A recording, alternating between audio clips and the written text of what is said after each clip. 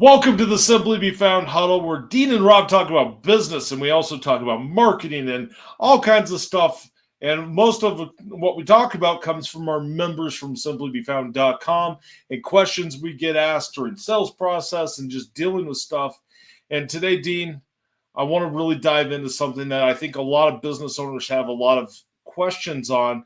They bought a business, or they have a business that's really old and things have been messed up over the years. But a lot of times they bought a business and either the name changed or it might not have, the address might have changed of where it goes, but it really clumbers up. So when you look at local SEO as a data aspect, that data gets stuck out there. You have wrong phone numbers, wrong addresses. You might have used a tracking number with your business because Yellow Pages said, hey, we'll be able to tell you how many phone calls came from us. Use this new number. You have all this mismatched data out there, which causes issues. Now, you have a business that's been around for 53 years. Am I thinking about that right? 52 years this year. Oh, that's close. Yeah, I was thinking 53. I had to go, 20. I had to do some math. No, it is 53. We're in 2025. What the hell happened in 2024? I have no idea. I tried signing something the other day for 2020, and I'm like, well, what do you mean we're in 2025? Yeah, it's kind of like somebody asked me how old I was and what year I was born, and I had to do the math, and I got the date, the age wrong, and my wife goes, "No, that's not right." And I looked at her, I'm aging by the second. I'm getting. I was thinking my oldest daughter turned 21 today, but really she turned 22. I'm a year off. Oh yeah.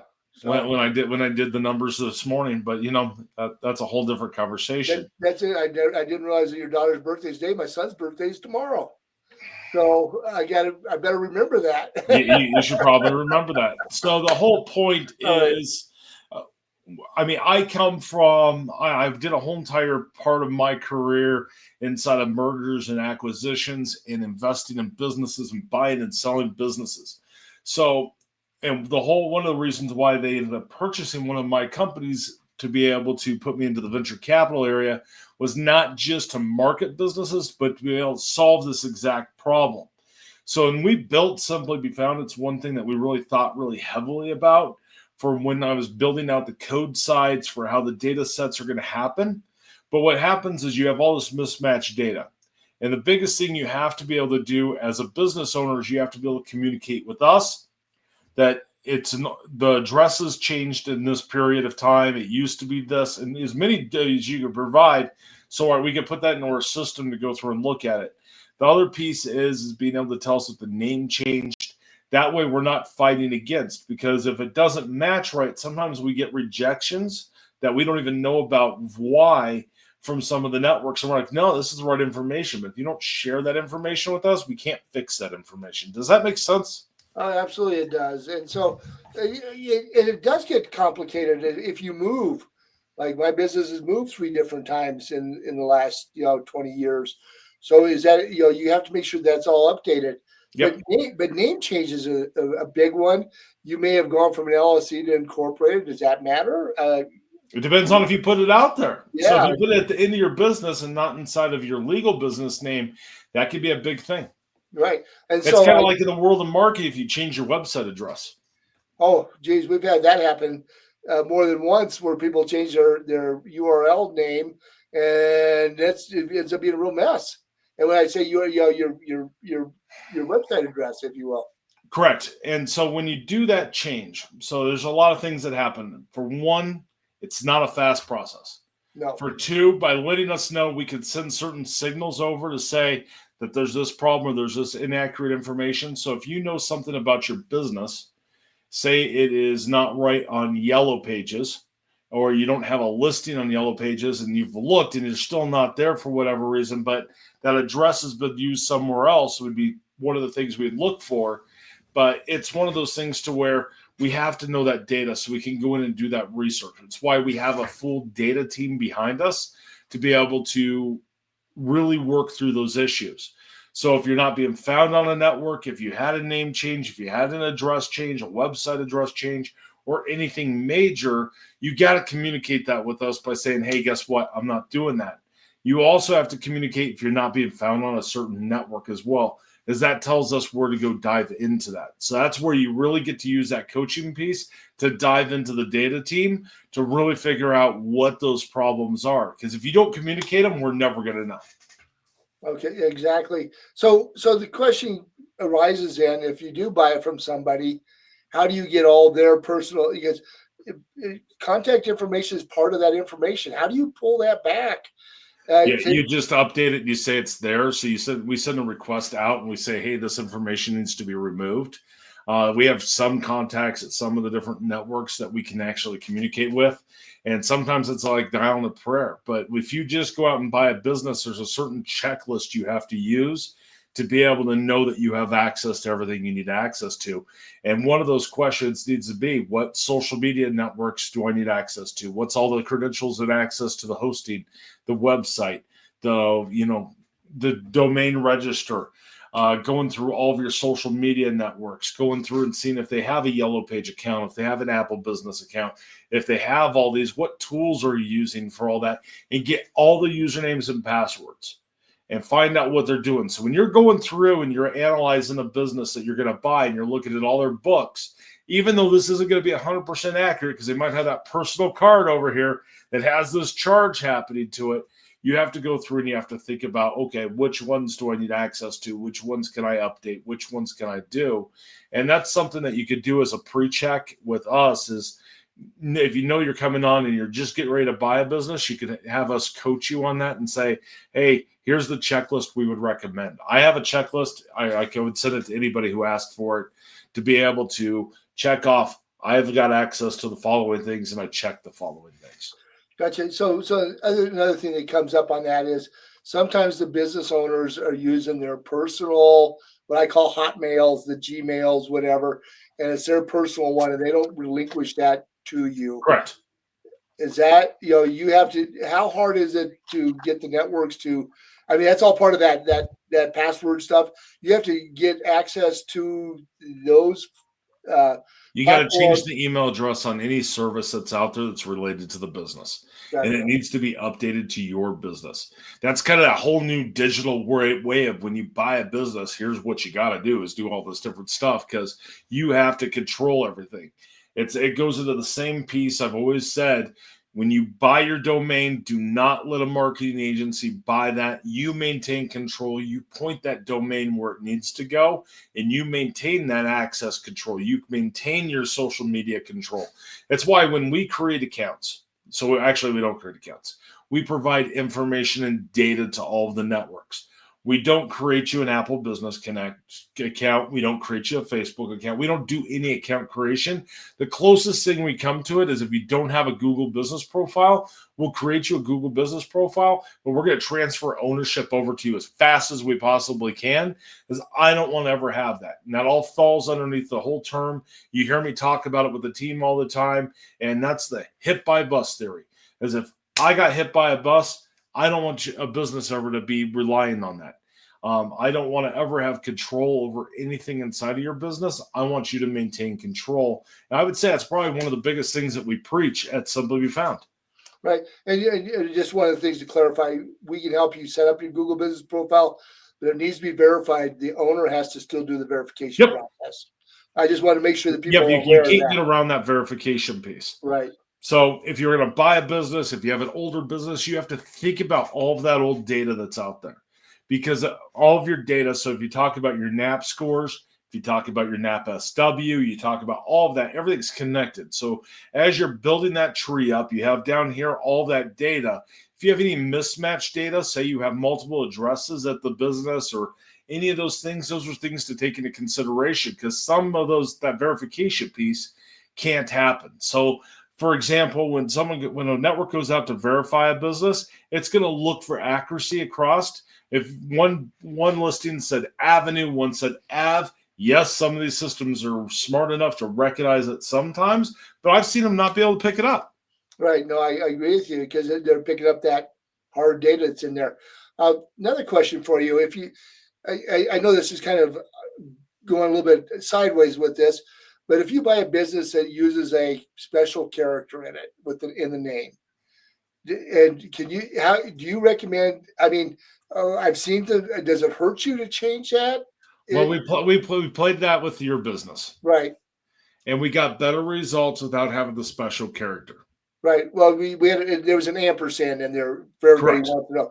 We took the ampersand out and put the word and in there. It made a huge difference in Made a ranking. huge difference.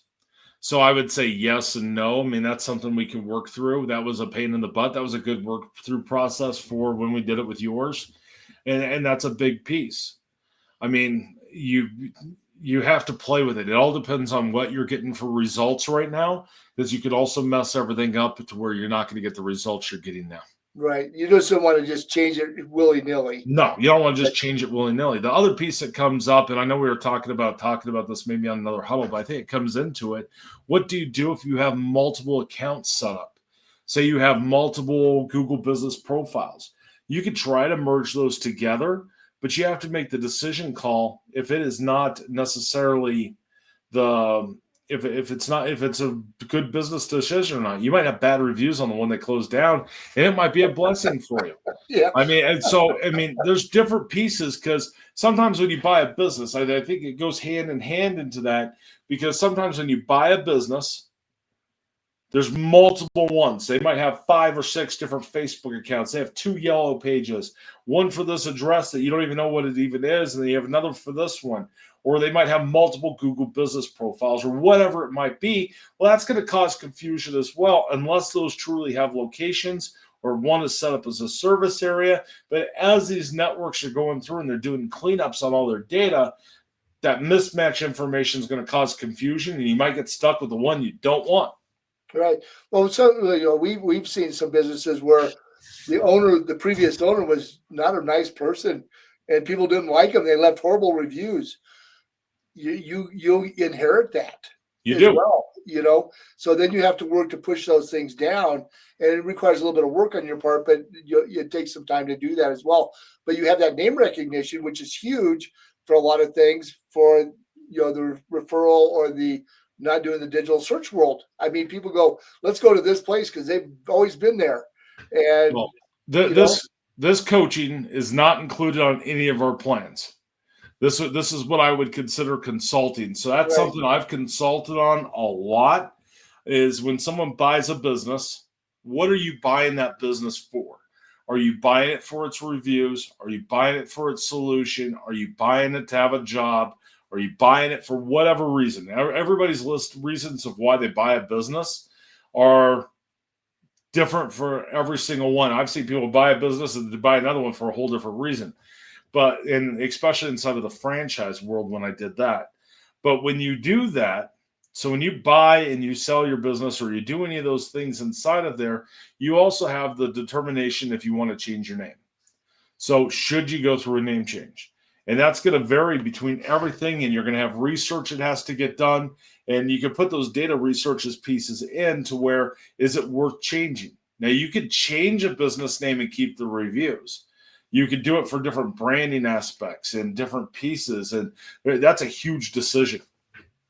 I agree with you. So the other thing that goes along with that is, um, who can, when we were talking about the control stuff, if somebody controls the map functions, or they still have access to things.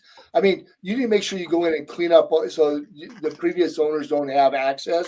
Correct. That you get everything out of there. Otherwise, pins that or map locations can change for whatever reason. Who knows why certain things happen. It takes time to just push through all that process to get it cleaned up. Well, I saw people buy a business and they go, "Oh, I'll just create all new ones because the other business didn't give it." And then they get into a world of all kinds of issues, and they have mismatched information.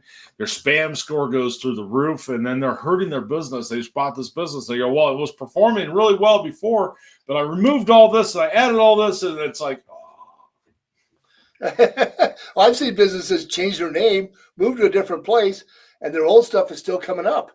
And yeah. it's conflicting with their new business because somehow it's tied them together some way, somehow in the data world. And we I don't. mean, we technically we have it at our old office that we have for Simply Be Found. Now we chose not to even notify or even push that because we're getting some SEO value for it. So there's a lot of things that come down to where there's decisions that are made, and why you have to reach out to us as coaches when you have these types of scenarios And so we can help you work through these processes, because there's times that I might say, let's see what happens. Let's leave it there for a little bit. Remind us in a few months, or if something goes wrong, remind us that exists, as we don't always remember those little minor details when you come back for coaching. As good as the memories we have, that sometimes it just doesn't happen. But I mean, it's so there's different things, and everybody's story, everybody's situation is always a little bit different. There's not a black and white to this topic, because there's different things that come in. The owners were doing different things. The new owners might do other things. I've seen someone go out and buy a business, and I still don't understand this. They buy the business and they revamp completely what the business is. Well, in that case, it might make sense to do a name change, because, or if the person was an asshole that owned the business before, pissed everybody off, well, it might be worth changing the name. Oh, I'm thinking of one situation that we coached where it was kind of what do you want to call it, like a truck stop kind of thing. But inside it was a restaurant. The restaurant that was there previously was horrible, and and they left all these horrible reviews. But because the restaurant didn't have its own name, it was part of that truck stop, if you will. Correct. And I'm calling it a truck stop. I don't know if it was or not, but they had to live with that because they went through a menu change. They went through all these things, and it took some time to get through that. I mean, it took a while for everything to pick up and to push that information out of the way so that they're ranking differently now. So the problem is there's indicators inside of your local SEO. So when you blast everything out and you have all this information that's being captured by spiders and robos and all this different these robots that go through and they make these crawls that are basically crawlers inside of the web that gather information, or there's a service like us for a listings engine that sends that information out, or they're buying lead lists, and how everything all connects together. So there's times that the whole data just stays out there. I mean, I see a couple older businesses that I've been part of or my family's been part of, and they still have information out there, even though they don't even exist. Well, even my business has been around for 52 years. We've changed some things. We've pivoted, and people still call us up looking for old processes that we no longer do. Right, because that information's still out there. Right. And some of that you're never going to get 100% rid of. It's kind of like someone that would show up over at a business thinking it's that same business still because it has that same address, and that business has been rented out 3 or 4 times. Yeah. I mean, people buy. I mean, that comes to a good point. Sometimes people buy a business because they want to get the location. They're getting the lease that they're coming from. They really don't care about the business name. They want to start at scratch. Right. Well, there's some certain things you need to do there. There's some things you can carry over if you're close to being the same. There's some things to work through. Right. Now, I don't think it's a black and white answer for what that is, but I think it's a question that a lot of people have out there of what do I do? And I think that's where our coaching comes in. Now, if it goes from coaching to consulting, we'll always tell you, hey, we can offer the consulting piece to help you work through this and give that advice to build bigger reports. It's something we offer. We don't really advertise it. We can do it, but we can bring that data aspect in from that consultation then to how you're going to implement it to be able to fix it going forward. So, right. I mean, there's a lot of different ways to look at it, but it all depends on your situation. The best way to find that information out and see what your situation is become a member, get some coaching, and let us work through it. And let's have a conversation we only do conversation by chat and email, but let's go through it. Let's go back and forth and see what your scenario is so we can advise you on what next steps to take. I agree with that, Rob. So I don't really have anything. No, that's all I've got. It's gonna be a little bit of a shorter one for today. But if this is your first time watching us, thank you. If it's your second, third, fourth, whatever time watching us, we really appreciate it. Make sure you hit the like button, subscribe, and we'll see you on the next huddle. Thank you very much. Thanks, everybody.